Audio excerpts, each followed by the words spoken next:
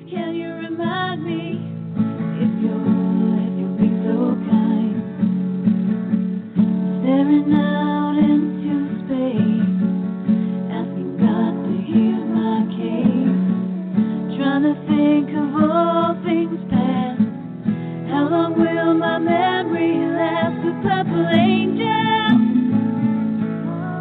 purple angel, purple angel, you're next to me. Well, hello, everyone, and welcome to Alzheimer Speaks Radio. I am your host, Lori La Bey, the founder of Alzheimer Speaks and the daughter of a mother who lived with dementia for 30 years, which was pretty life-changing and is why Alzheimer Speaks exists today. We are about raising everyone's voice at all corners of the planet because we think the only way that we are going to win this battle against dementia is by doing it together. And so today we're going to have a really interesting show.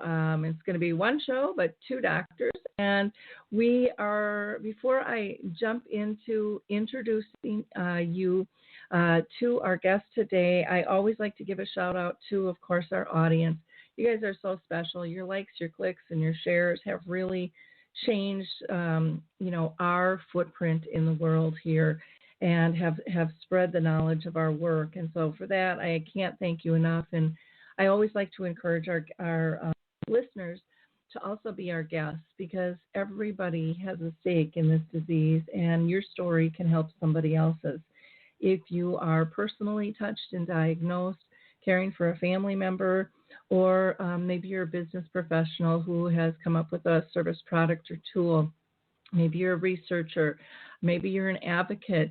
It doesn't make any difference. All voices are equal here, and we would love to hear what it is you are doing and what you are up to. And so please continue with those likes, clicks, and shares. If you have any questions today, too, you can always call in at 323-870-4602. That's 323-870-4602. And people are always asking me, where am I going to be? And so I do a lot of speaking and training. March 11th and 12th, I'm going to be out in New Jersey with Artist Senior Living of Eaton. And then March 16th, I will be in White Bear Lake, Minnesota with the Waters of White Bear Lake. And then I go back out east. March 31st and April 1st, I'll be out in Pennsylvania with Artist Senior Living of Yardley. And then April 2nd, I come back to Minnesota in Winona, and I'm going to be part of a week-long educational program they are doing down there. We're going to be doing a screening of The Timeless Love. You can find more information on AlzheimerSpeaks.com. So feel free to go there and check that out. I also want to give a shout-out to Keith Gallus. He has written the book Parental Dementia, which is a guide through all those difficult questions. And he was an executive director, has been an executive director for 20 years, helping families. So he knows what all the questions we have are. And so he's broken down every chapter of the book and designated it to a particular question. You can actually get a discount if you go to his website, parentaldementia.com, and just put in the code Lori, Lori, and you'll save $5.99. Or you can always get it through Amazon, Walmart, Barnes & Noble, and it is now an ebook as well. And don't forget about the memory cafes. There are over 900 of them now in the United States. And Dave has put a phenomenal list together. You go to memorycafedirectory.com, memorycafedirectory.com, and you can find one near you, or maybe you have one and you want to get listed. We would love to have you work either way with that. The more, the better. Two more things I want to give a shout out to is the University of Minnesota Center for Magnetic Resonant Research is looking for volunteers for brain imaging. They're doing a study. You have to be between 60 and 89 in good health and no diagnosis of neurological or major psychiatric disorders. You can get more information by going to 612-625-3246. That's 612-625-3246. And last, I just want to give a shout out to our friend Teresa Berry Tanner, who is putting together a film called Determined. And it's a documentary film that follows three families around, and it's going to be in the Wisconsin Film Festival in Madison, Wisconsin, and they would love to be a supporter of that. And to do that, you just go to this website, documentaries.org forward slash will I BBE next. Documentaries.org /will I B next. And it's a fascinating film. I've seen portions of it, and I think it's going to help a lot of families. So let's talk with our guest today. We are just so honored to have Dr. Ronald C. Petersen with us. And for those of you that don't know him, I'm kind of shocked because he is known all around the world. He focuses on investigations of cognition of normal aging, mild cognitive impairment, and dementia. And he and his colleagues evaluate cognitive changes in normal aging as well as a variety of disorders involving impairment in cognition like Alzheimer's disease or FTD or Lewy body and so many others. Dr. Petersen directs the Mayo Clinic Alzheimer's Disease Research Center and also the Mayo Clinic Study of Aging, both which involve the study and characterization of aging individuals over time with an emphasis on neuroimaging and biomarkers. So welcome, Dr. Petersen. How are you doing today? Just fine, Lori. Thanks very much for having me. Well, I'm excited to have you on the show. Like I said, you are so renowned in doing so many things. One of the things I didn't mention was just some of the professional titles you have. Like you're a member of the World Dementia Council. You are the chair of the Advisory Council on Alzheimer's Research and Care and Services for the National Alzheimer's Project Act, known as NAPA. And you've been in that role since 2011, which is just doing fascinating things all around the country. You've been on the board of directors for the Alzheimer's Association since 2008, and the list goes on with the awards and books that you have written. So, like I said, I'm very excited to have you with us. I'd like to ask you one first question I ask every guest, and that is, have you been personally touched within your own family or circle of friends by dementia? I did have a grandmother on my mother's side who lived into her 90s but became quite impaired later in life, so certainly have seen that play out as well. Okay, great. Well, thanks for sharing that with us.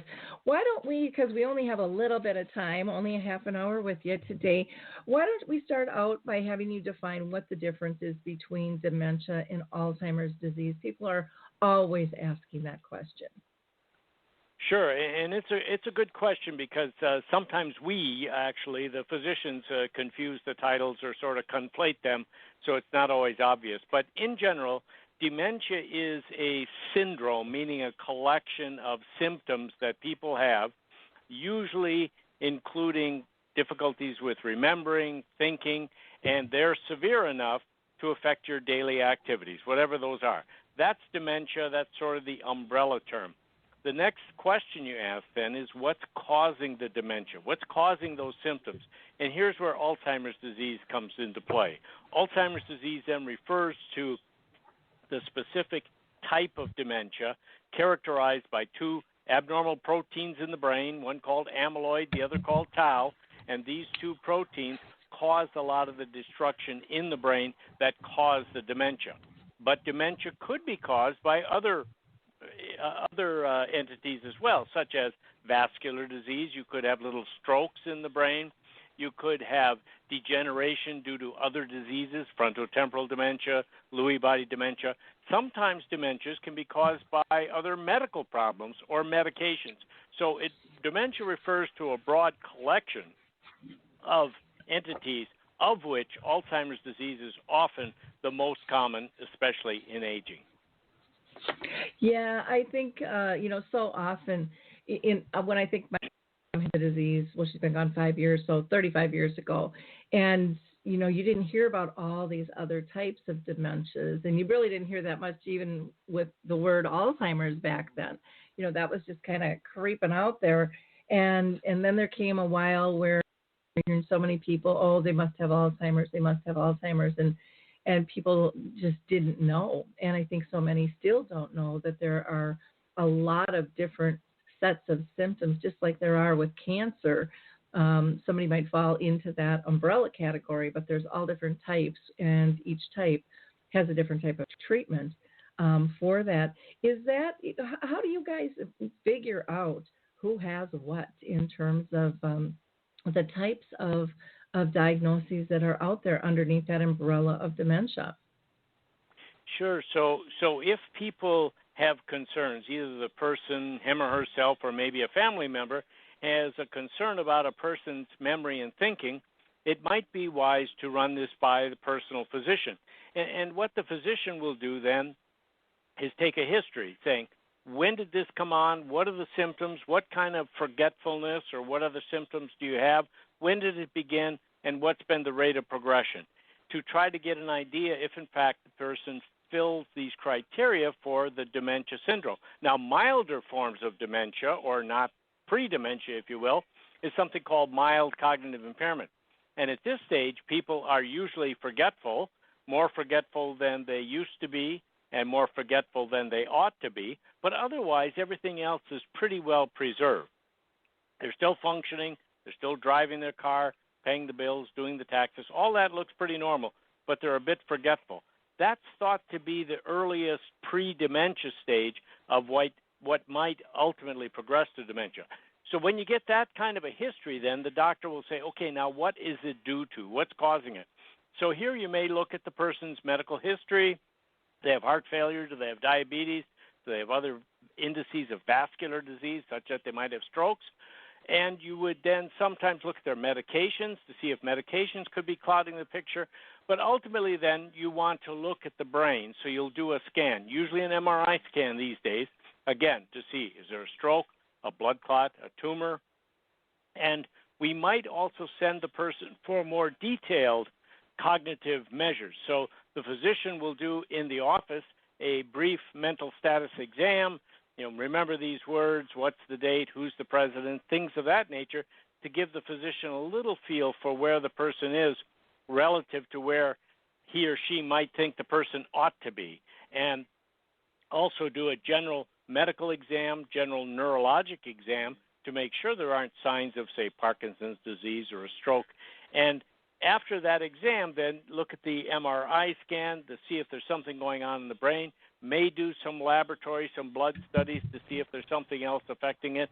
May send the person for more detailed cognitive testing to a neuropsychologist, who would then give a profile and see whether the person has strengths or weaknesses in this area of thinking or that area of thinking, and is it what we would expect with regard to this person.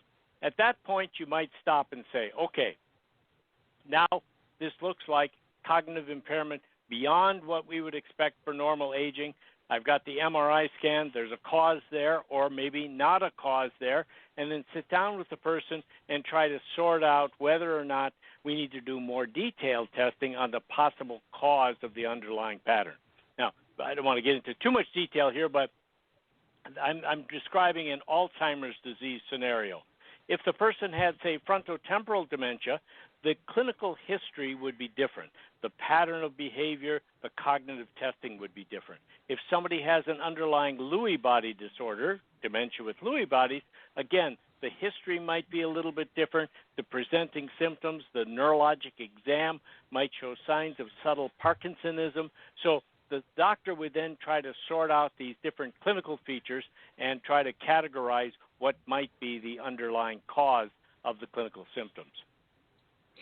So at this point, there's no way to totally confirm until death. Is that still accurate through autopsy of what type of dementia somebody might have? Not totally. That has changed over the years. So we used to say we could only call it probable Alzheimer's disease while the person was alive, and we would verify it when the person passed away, did an autopsy. You saw those two proteins in the brain, you say that's definite Alzheimer's disease. Well, over the years, the field has progressed such that we now have biomarkers that you mentioned earlier, Lori, that we can see these proteins in the brain now in living people. So we can do PET scans, positron emission tomography scans, that will identify the amyloid protein in the brain, the tau protein in the brain. Often these are still done in research settings rather than general clinical practice, but that is evolving. The other way we can get an index of the evidence for these proteins is to do a spinal tap, a lumbar puncture, because in the spinal fluid you can see these two proteins, and they are patterns in the spinal fluid that would tell you whether this is likely Alzheimer's disease. So we can be pretty certain in life that the person has features of Alzheimer's disease. Now, to make it a little more complicated, though, that often in people who are, say, in their 70s or their 80s, they may have features of Alzheimer's disease, but they may have other proteins as well, other conditions. So at times it gets complicated that there are multiple pathologic conditions contributing to the picture. But again, Alzheimer's disease is up and away the most common cause. Okay. Thank you for that. I remember when a lot of people's diagnosis changed from Alzheimer's to mild cognitive impairment, and they all said, there's nothing mild about this. My symptoms haven't changed. And it's not normal aging, that's for sure. I mean, mild cognitive impairment is an abnormality. I know the word mild makes you think, not too bad, but to the person, it's very real. Yep, exactly. And they want to be heard and felt acknowledged. Are there any new treatments for Alzheimer's disease or other types of dementias on the horizon? On the horizon, yes. In the clinic, not really. In fact, so we have about 3 or 4 symptomatic drugs that are available, but they've been available for 15, 20 years now. And by symptomatic, I mean that we use them in people with Alzheimer's disease. They may stabilize the condition a bit. They may help with some of the symptoms, but ultimately the disease takes over. So they do not affect the underlying disease process. But under investigation now are a whole host of drugs and treatments and therapies that might, in fact, have an impact on the underlying disease process. These are called disease-modifying therapies, and they're meant to get at those two proteins, either the amyloid or the tau, and either stop it from building up or try to remove it from the brain. And so there are a lot of clinical trials out there, and one thing your listeners may be of interest is that we need people to volunteer for these clinical trials. It's the only way we're going to get therapies for Alzheimer's disease if, in fact, people volunteer. And by volunteering, you could be normal, clinically normal, but may have some of these features in your brain when people do PET scans, or you may be mildly symptomatic at the memory impairment stage, or could have fully developed dementia due to Alzheimer's disease. So we're looking for people at all different stages to try to assess these underlying therapies that are being developed right now. Okay. I know so many people, tell me they get frustrated because they apply for a trial and they go through, the due diligence of do they fit the trial, and then they find out that they don't. And can you explain why those restrictions are as strict as they are? Because, I'm sure you've got to be able to pull your data, and without being strict up front, I would imagine that's going to blow it apart. And I know that it gets disheartening for many people. So maybe if you can explain that in better terms than what I just did. No, you did a good job, Laura. You're exactly right. It's extremely frustrating for the participants who want to enroll in these trials and then are told that they're not eligible. It's frustrating for the clinicians who are running the trials as well, because they're hopeful that these individuals are going to qualify. But from the clinical trials perspective, you want to be as precise as possible. So if you have a drug that is aimed at a particular target in the brain, say this amyloid protein, you want to be sure that people have the amyloid protein in the brain. So these days, when you enter a trial like that, you will get a PET scan to see if you have the amyloid protein in the brain. And if you don't, then you're not eligible. Or you may have a spinal tap, again, looking for evidence of this amyloid protein. We also don't want people in an Alzheimer's trial who may have, say, strokes in the brain, some of these other causes of dementia. We don't want to muddy the water with multifactorial causes of the cognitive impairment. We want to be certain, or as precise as possible, that the cause of the forgetfulness, say, is due to the amyloid protein if we're testing an anti-amyloid drug. So we have very strict requirements depending on the specific trial, and it can be frustrating, but ultimately I think if we want to draw conclusions about the efficacy of a particular therapy, we need to be as precise and definitive as possible. Okay, well, that makes a lot of sense. You know, one question I want to throw out to you, because this is something I hear from people all the time, and again, where I think it's hard to educate all the physicians that are out there on just Alzheimer's and dementia, but there are so many people that tend to end up getting prescribed a medication that seems to heighten symptoms, and Lewy body seems to be one of the biggest ones, with hallucinations and delusions and things. What are your thoughts on that? Because it seems to be a Sure. common problem out there. No, it's very important, actually. So when people have these different disorders in the brain, like Lewy body dementia, they have deficits of certain neurochemicals in the brain. So these different chemical systems that exist that allow the nerve cells to communicate with each other are all mediated by these neurochemicals. Sometimes we can take drugs for other reasons, maybe our hypertension, maybe our heart, that actually have an impact on these chemicals in the brain. So inadvertently, we're knocking down a chemical that may already be deficient in the brain. For example, in dementia with Lewy bodies, one of the biggest deficiencies is a chemical called acetylcholine. Well, if the person also has, say, bladder problems and is having a little bit of leakage, the urologist or the primary care physician may inadvertently give them a drug to help them with their bladder control. A side effect of this medicine is it blocks the action of this acetylcholine in the brain. So inadvertently, a bladder medicine is in fact having an adverse effect on the person's memory and thinking. So we need to make sure that the drugs are not interacting in a negative fashion. Also in dementia with Lewy bodies, sometimes people have hallucinations, delusions, and things of that nature.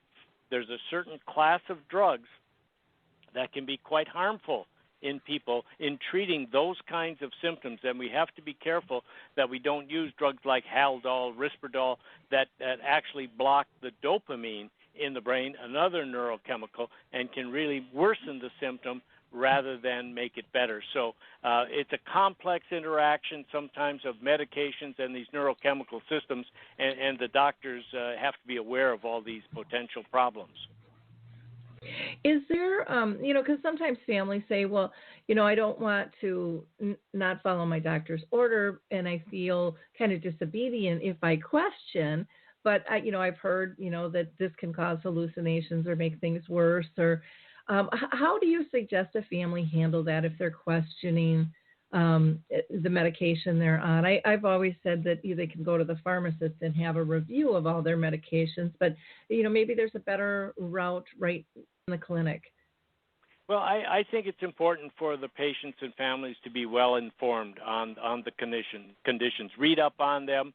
I mean, you can go to the internet, and there's usually good information there, but be careful. Not everything is absolutely accurate on the internet. But nevertheless, be as informed as possible, and then ask these questions. Most physicians would welcome these questions and would try to enlighten, because the more enlightened the patient and the family are on these issues, the easier they are to be cared for, and the doctor has an easier job if, in fact, the patient and the family are well informed of this. So I wouldn't hesitate to ask these questions at all. Is this going to make my loved one worse? Is this going to make the hallucinations worse? Is the Parkinsonism that the person is experiencing going to get worse if I give this kind of a medicine? I think these are all fair questions, and most physicians will welcome them. Okay, wonderful. Well, thank you for the guidance on that. I want to get to, is there anything in the field right now that's just really exciting you in terms of changes and opportunities that may come to be here? Well, I think something we've already touched on a little bit is the fact that we can be much more precise with the clinical diagnosis these days, using these biomarkers, be they imaging tests, be they spinal fluid tests, and really an exciting area that's evolving is the possibility that blood tests may enlighten us on what's going on in the brain.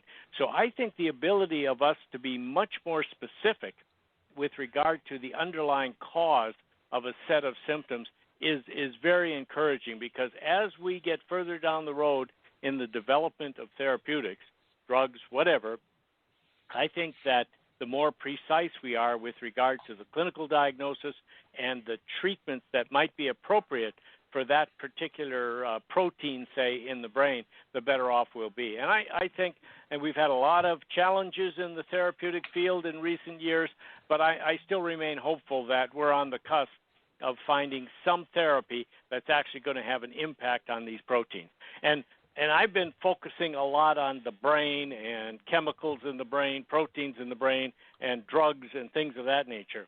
I must say, though, that non-pharmacologic therapies, lifestyle modifications, also have an impact on these factors and the person's life, maybe the progression of some of these underlying disorders. I'm not saying prevent them as such, but certainly can modify them. And I know in the second half of the program, Dr. Harman's going to expand upon these. So I think this is a complementary approach, developing drugs and therapeutics and lifestyle modifications to maximize a person's quality of life.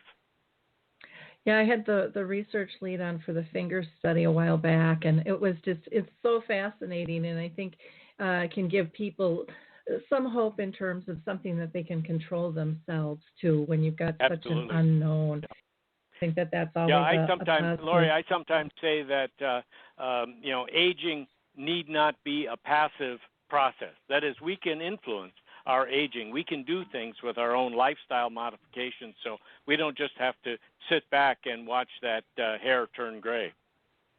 Wonderful. Now, you had mentioned to me offline about NIH is having a care and services summit. Can you talk a little bit more about that quickly? Yes, thank you. This is free of charge, but the National Institutes of Health is sponsoring a care and services summit in Bethesda on the NIH campus on March 24 and 25.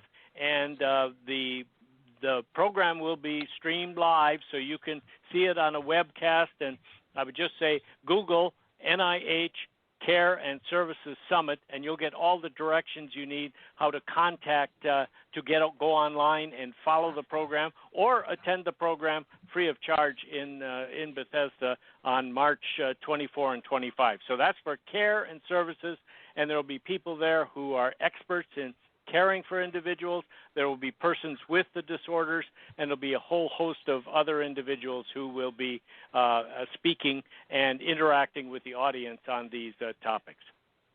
Wonderful. And then I'd be remiss if I didn't ask you about, you had mentioned that there's such a need for trials for people to get involved. Where do you recommend they go for that? Two good sources. One is clinicaltrials.gov. That's where all the trials in the country must be registered. So online again, www.clinicaltrials.gov. And another reliable source is the Alzheimer's Association website, alz.org, and click on Trial Match. That will be a link that will get you to available trials that are around. They will ask you a bunch of personal information, what your diagnosis is, et cetera, and then hook you up with trials that are in your area or anywhere in the country. So clinicaltrials.gov on alz.org. Wonderful. Well, thank you so much for spending time with us today, Dr. Petersen. We wish you nothing but the best and hope you'll come back and join us another time. Absolutely. Thanks for having me, Lori. Thank you. Up next, we are going to be talking with Dr. Thomas Harman, and he is a family physician at the Rochester Clinic in Rochester, Minnesota, where he's also been on the staff of the Mayo Clinic from 1975 through 2008. For a portion of that time, he was the chair of the Department of Family Medicine as well. His family and personal health experiences have resulted in an interest for him personally in lifestyle medicine, which is something that Dr. Petersen just mentioned, and he really feels is a key to improving health. So we're going to focus on that area with Dr. Harman here. He is also a family physician of the Mayo Clinic of Rochester and a current physician at the Rochester Clinic. So welcome, Dr. Harman. How are you doing today? I'm doing great. Thanks for having me. Well, I'm excited to have you with us on the show today. I want to ask first, because I always ask every one of my guests if they've been personally touched by dementia. Oh, yeah, yes, I certainly have. My mother passed away at 82 of Alzheimer's disease, and so I experienced what I don't think I'm the first person to say that to say this, that with people with loved ones that have dementia, it's as if you lose them twice when you find out about the disease, and as they progress, and then when they're finally gone. So that's touched me very deeply, and it's had a big influence. If I may, I'll explain a little bit about how some of this interest started. Sure. When I first moved from Indiana in 1975 to work at Mayo Clinic, I was actually the first board-certified family physician to be on the new staff of the Department of Family Medicine. And at my initial physical examination, I was overweight. I had pre-hypertension, which was having systolic blood pressures that were averaging in the 130s. My cholesterol, like most Americans, was up, and my blood glucose was 100, which basically meant that even then I was pre-diabetic. And over the course of the next 2 decades, all these tests gradually worsened. I did begin hypertension medications and did have satisfactory control of my blood pressure, but that's not actually as important as I've learned as actually improving the risk factors responsible for it. Because even though I take a blood pressure medication, I still have a risk for cardiovascular disease and stroke that if I could get rid of it through lifestyle means, that would mean I had actually treated the program. By the summer of 2007, fast forward a bunch of years, I finally got to a weight of 220 pounds, and I'm only 5'8". But that meant I had a BMI of 31, which made me officially obese. My fasting blood sugars had finally drifted upwards to 120, just 5 points short of being diabetic. And at that time, I ran into or discovered a Harvard Medical School conference that's called Healthy Kitchens, Healthy Lives, Caring for Patients and Ourselves. And it actually continues to be an annual meeting that people should consider going to. In all my previous training and professional experiences, I had never encountered the ideas and concept that conference presented. Healthy nutrition was barely mentioned in medical school for me or residency. The meeting emphasized the importance of a whole food, plant-dominant diet for both longevity and the chronic disease prevention. I mean, we kind of gave lip service to that in our training, but I think very few people actually think it's possible. It was also co-hosted by the Culinary Institute of America, so there were medical lectures about the subjects of nutrition and medical disease, but also there were cooking and hands-on cooking skills sessions about how to prepare healthy food in a delicious way. During that 1 week conference, I ate more than I almost ever do, and yet I lost 4 pounds.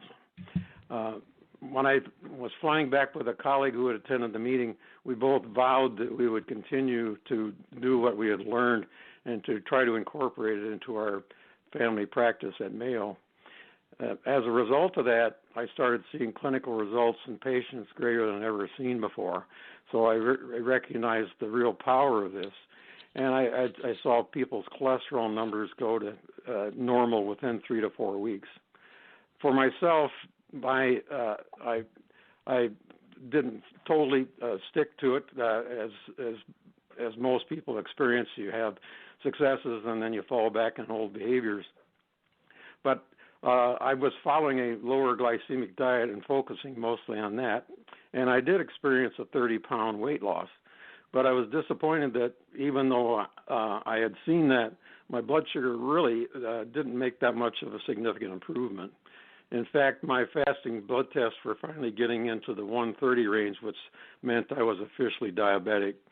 And for years, I had been kidding myself about the severity or importance of prediabetes, because the same adverse consequences of type 2 diabetes are occurring in prediabetes, but just at a slower rate. I finally learned that it was insulin resistance that is the primary cause of type 2 diabetes, and that's actually due primarily to saturated animal fats rather than totally responsible to sugar intake. I had moderated my carbohydrates, but I had not really adequately reduced the amount of animal products I was eating.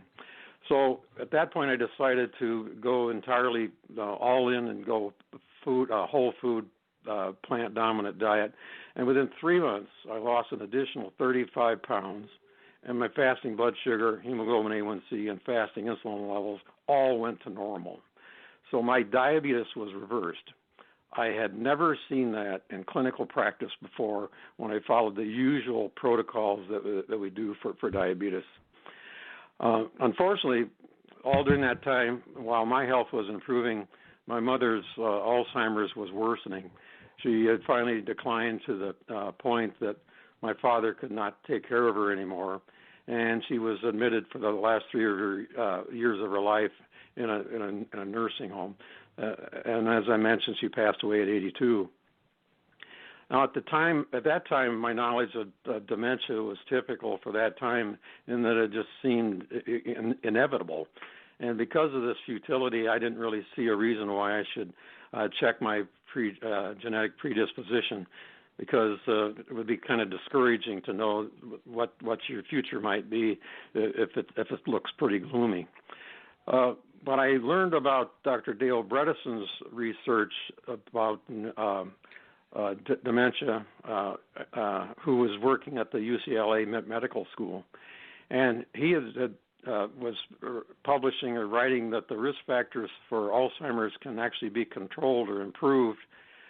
If those can be controlled or improved, that the disease does not need to develop or progress if it's not advanced. If people have advanced disease, it's really too late. So I did have my own genome tested by 23andMe, and I found that I have a single allele for the ApoE4 gene. Some of you may know that the ApoE gene actually is responsible for the making of a protein called lipoprotein E. This protein combines with the fats in our body to form molecules that are called lipoproteins. Now, as far as risk the risk of Alzheimer's, many of you may know that the population risk in general for the American public is about 9%. I had inherited one copy of the ApoE4 gene from my mother, which actually puts me at about a 30% risk of developing it. My daughter, who is now in her mid-40s, actually has 2 copies, meaning she got one from me and one from my mother. And unfortunately, that puts her at a 50 to 90% risk of Alzheimer's in her lifetime, and a good chance that it actually could start in her early 50s. And I'd have trouble even talking about this if I didn't believe that there was some hope in and addressing or managing this problem. For myself, I had been noticing that my almost photographic memory wasn't as sharp as it used to be. That's one of the reasons I did so well in medical school and college and so forth. My symptoms, though, were at a level that would be classified as subjective cognitive impairment, meaning it was not likely to be able to be identified or proven by neuropsychiatric testing, but I could tell the difference. Now, if symptoms increase, as you probably know, then that can reach the level of a diagnosis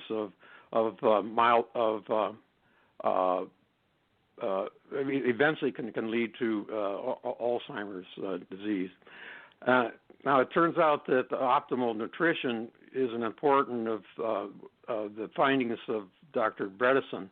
So it was encouraging to me that I had already reversed my type 2 diabetes, and that was an important step. So I'll stop at that because I've been going on for a long time for any questions or comments you might have.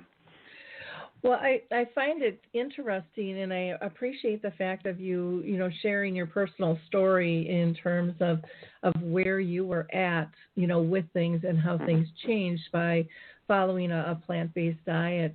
One of the questions I think everyone is always interested in is how difficult was it for you to make that change? Because I think sometimes people are resistant, going, oh, I don't know if I can do that. That's going to be too restrictive for me. How did you frame it and work with it?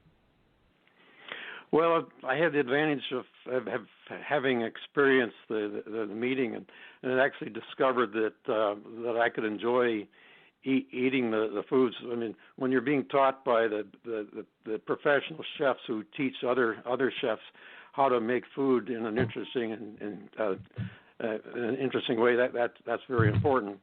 The other thing is, I've found in my own clinical practice, it takes literally 2 or 3 weeks for people to notice that they have more energy, that aches and pains that they have, that many symptoms they had that they thought were aging are going away. I see patients frequently that already have discovered that, and it's thrilling for me because I don't have to take on the task of trying to convince somebody to do this. So in my own practice, I found that people just try this for a few weeks, they'll see the merit. And then when test results, as I said, I've seen cholesterols go to normal within 2 weeks, and I had never seen that happen before. It's still daunting, and that people will fall off the wagon and relapse, but fortunately, I see so much success. It doesn't. I don't give up hope, because I frequently will see people who I maybe have talked with them about this 2 years ago, and they had done nothing, but something changed in their life, and they decided, what the heck, I'm going to try this. And I wish I made more money by getting people to eat more fruit and vegetables. I'd get more money if I were to take off warts all day, but I find it much more satisfying to help people not need as many medications. For when someone comes into your clinic and they're worried about maybe their memory or having, some symptoms of dementia, might be some other things, what is your process kind of to go through for diagnosis, and do you, mention this protocol of plant-based eating as an alternative for them to try this lifestyle medicine? Yes, I can speak to that. I think one of the things that I do is to make them acquainted with the more recent research, and I'll just briefly describe what Dr. Petersen has identified as some of the factors that contribute or that he sees in patients with Alzheimer's. He refers to about 6 types or subtypes of Alzheimer's disease, and his type 1 he refers to as inflammation, and this occurs more often in people who have 1 or 2 of the ApoE4 alleles, and therefore it tends to run in families. the chronic inflammation can be due to chronic low-grade or past infections. It could be due to a leaky gut type syndrome, poor diet, or other factors. And the diet that predisposes to type 2 diabetes and coronary artery disease is especially important for these people, and so that's why I was so pleased when I improved mine. Now this particular type begins with the loss, typically, of the ability to store new information, and even as long-held memories and other abilities to speak and calculate and spell and so forth, those can be retained. But yet, there's a subtype of this that he refers to as glycotoxicity, and this is a toxicity that's related to eating too much sugar. As many people know, sugar is probably one of the primary causes of inflammation, and contributes to this particular subtype of Alzheimer's that Dr. Petersen considers to exist. And so that was why it was very important for me to reverse my type 2 diabetes. Fortunately, this inflammatory type is the type that most quickly improves with the Petersen protocol. So people that have this, they're the ones that will actually see a difference within a few months, whereas other people, it may take months, if not a year, to see a difference. The second type he refers to as atrophic or cold, and that occurs more frequently in people who have one or two copies of the ApoE4 gene also. But it typically occurs about a decade later than the type 1 does, and it tends to start with an ability to form new memories, even as other abilities are kept up.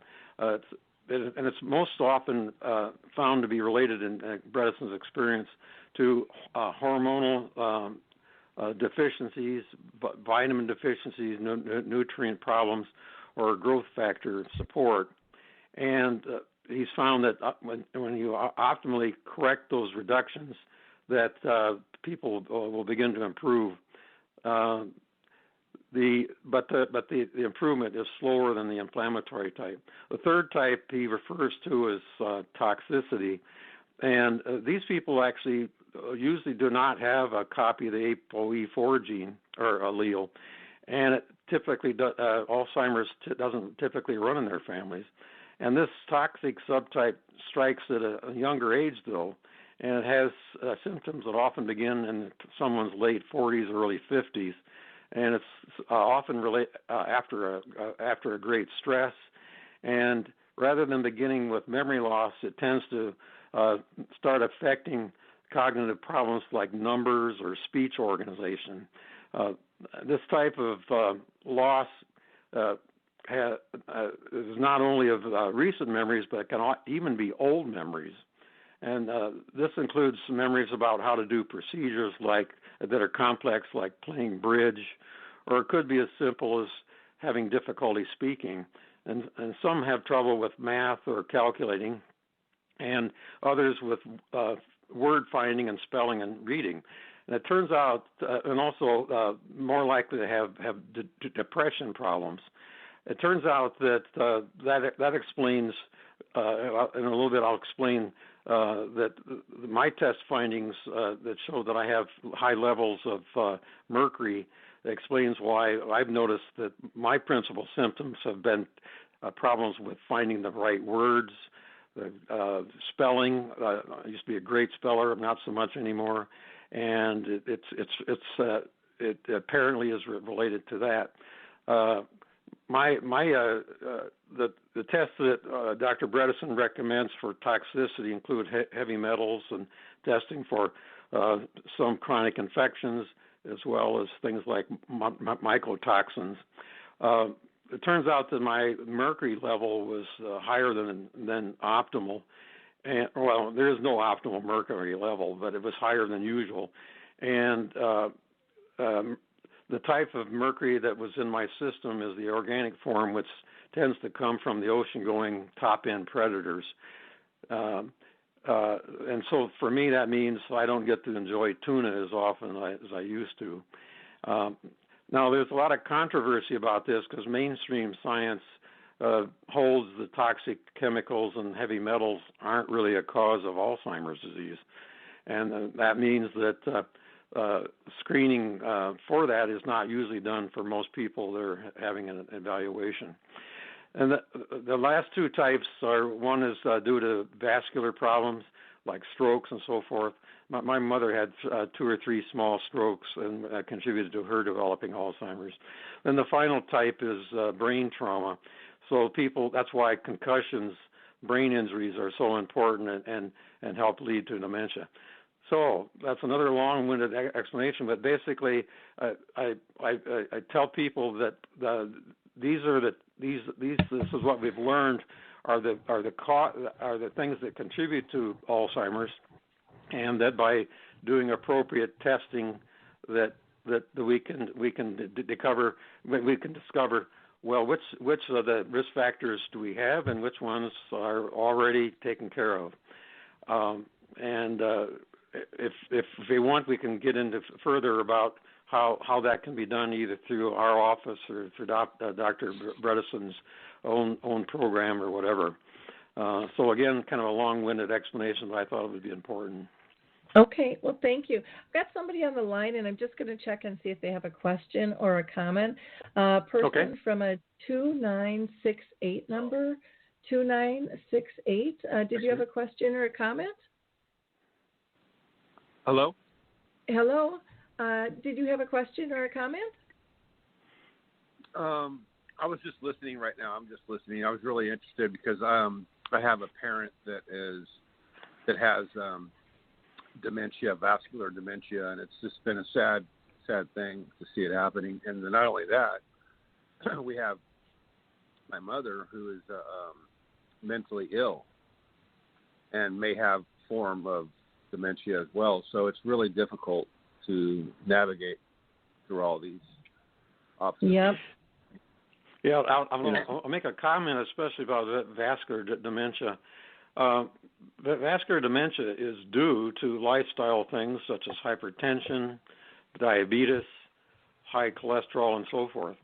And so the key to preventing, I mean, once you have the vascular disease, it's too late. But that's why it's so important for the lifestyle techniques that we can use where you can actually reverse the type 2 diabetes as long as you continue to eat properly and do the good levels of exercise and so forth.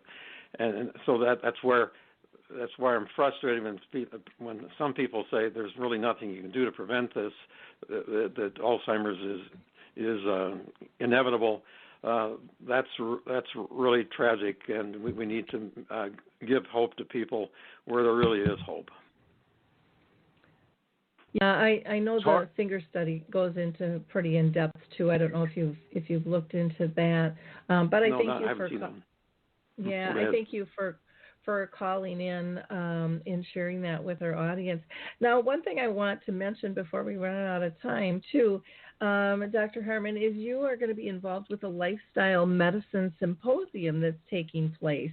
Coming up fairly soon down in Rochester, Minnesota, March 19th through the 21st.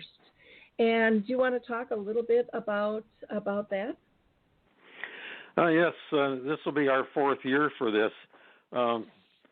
When I came to Rochester Clinic 8 years or so ago, I had an interest in lifestyle medicine, and it seemed to be somehow contagious. The people in our organization, the owners of the clinic, became interested. In fact, they even more excited about it than I was at the time, and they came up with the idea of having a symposium in which we would present topical information, both with local providers, but we invited really big names in the area of lifestyle medicine to come and speak.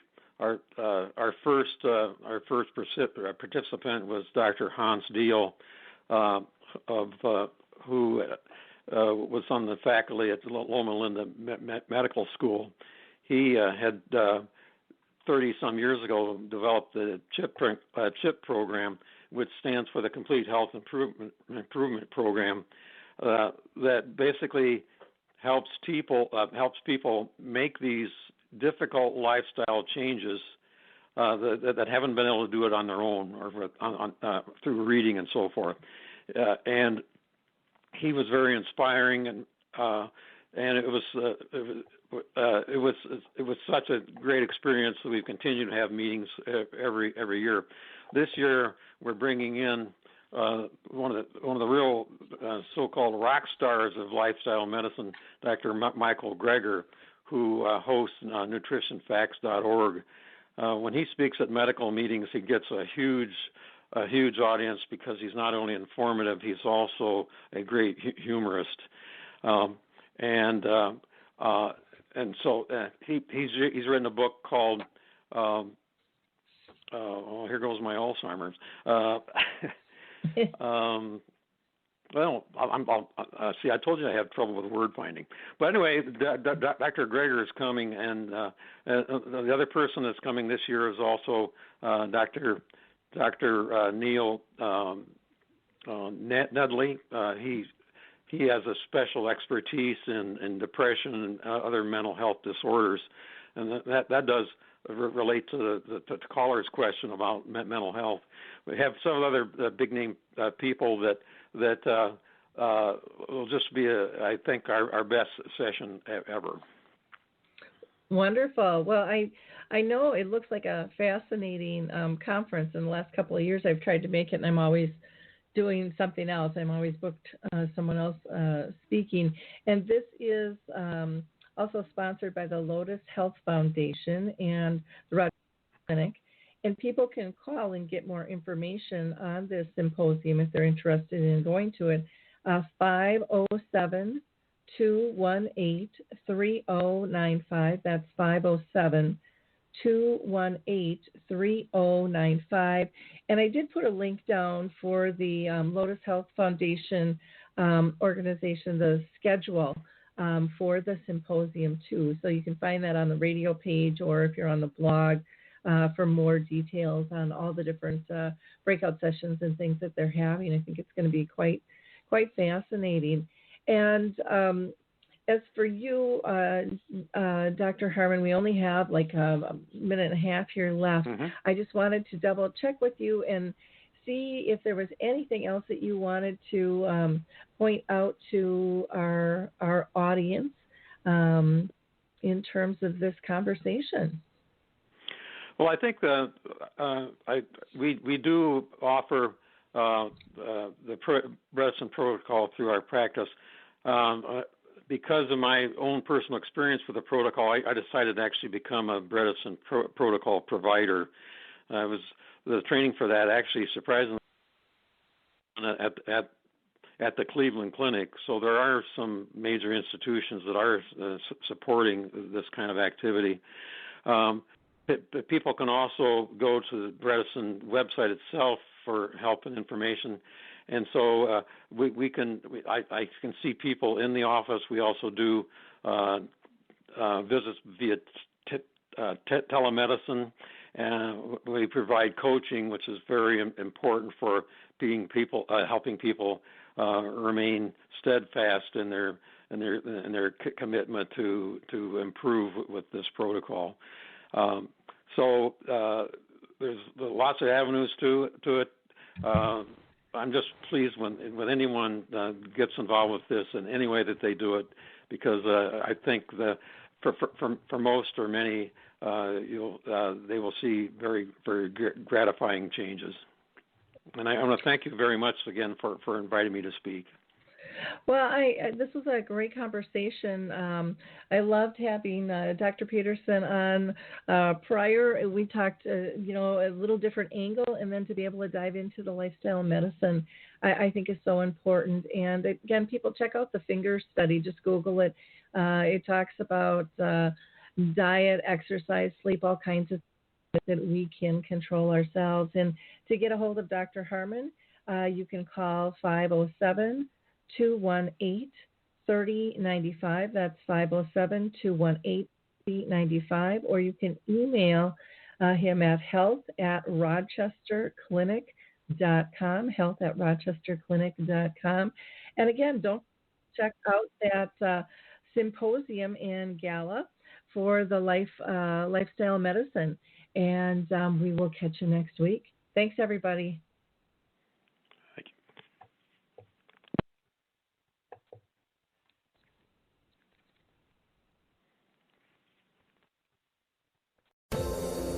Hi, everyone. This is Meredith from the Senior Fitness with Meredith podcast, where I discuss all things for seniors, from fitness, your health and wellness journeys, how to be all over strong and beyond. I also have my mini podcast called Motivation with Meredith. It's a great, quick motivational pick-me-up for your days. Join me, listen now, search for Senior Fitness with Meredith on your favorite podcast platform.